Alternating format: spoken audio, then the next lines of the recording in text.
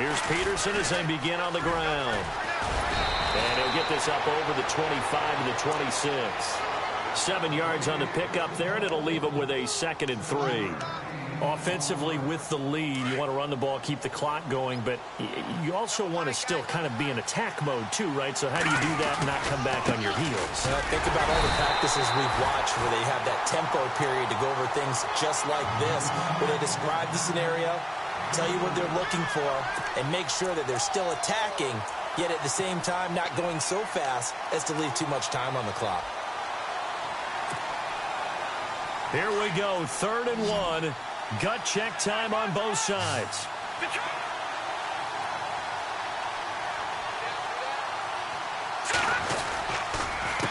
They give it to Peterson. Peterson a first down and more. That good for 22 and a first down. Do my eyes deceive me, or is he getting stronger as this game moves along? Burst seems just as good here in the 4th as it was way back in the 1st, doesn't it? I do believe someone put a lot of time in the offseason and continues to condition during the season in order to continue to carry the ball at this rate. First down, here's a run with Peterson. It's a loss of a yard there, and now 2nd down. The 4th quarter here, they've got the lead. They want to keep it on the ground. That's what they're doing. Smart football. Keep the clock grinding. Keep it going. But you got to figure now, they're going to see more people stacked up at the line of scrimmage as they try and bleed it out. Time for a break. We'll come back for the electrifying conclusion after this. And on the outside, they're playing press coverage. He's going to let this one go deep. And they went for a big play through the air on 2nd down. Couldn't connect. Now it's 3rd. These are the spots, this stage of the game, where it pays to have speed on the perimeter, doesn't it? It certainly does. And in the 2nd quarter, he may very well run by him. But in this situation, I know as a defender, I'm loosening up a couple of extra steps that allowed him to run with him stride for stride.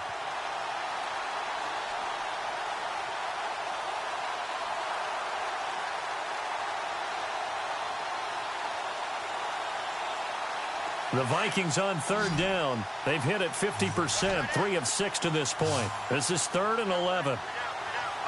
And they're going to go soft on the corners. Going deep for Diggs. And look at this. They get the turnover they needed. It's intercepted. Picked off down near the 5. You got the slim lead late and the football, so why are you throwing it there?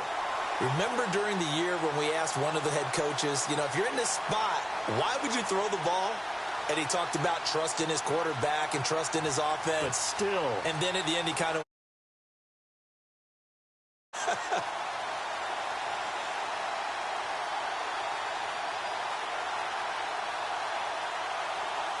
Very tough spot here for the offense to start.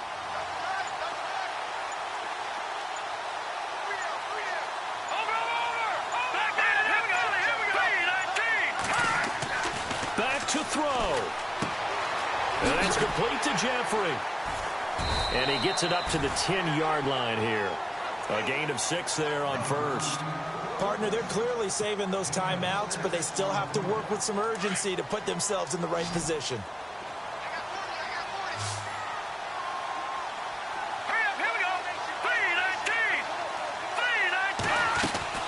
He'll look to throw. Buying time to his left. And he fumbled it. It's on the ground. And this belongs to the Vikings. Well, that simply is a missed opportunity. They're in position. If they take the ball downfield and score, they got a chance to win the game. Instead, they cough it up.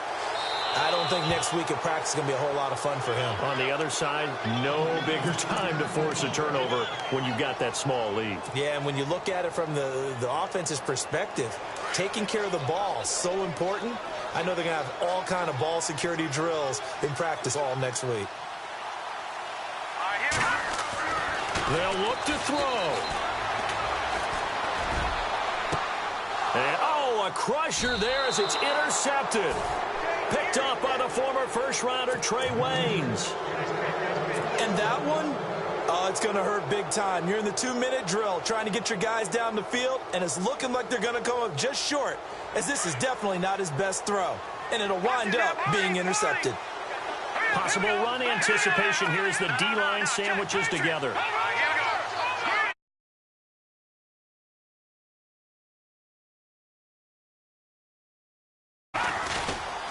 And off comes to Peterson.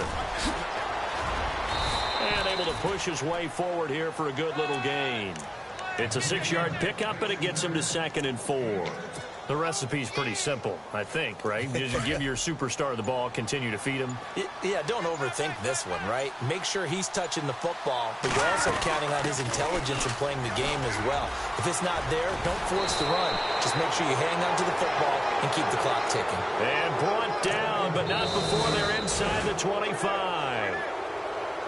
Well, last year, I'm not sure we saw very many of those runs, did we, from the Vikings? I mean, they had the poorest rushing attack in the league. Just 75 yards per game, but carries like the one we just saw, that'll help bolster that average. Yeah, certainly, and they tried to beef up the offensive line in the offseason, brought in Latavius Murray, and then drafted Dalvin Cook out of Florida State.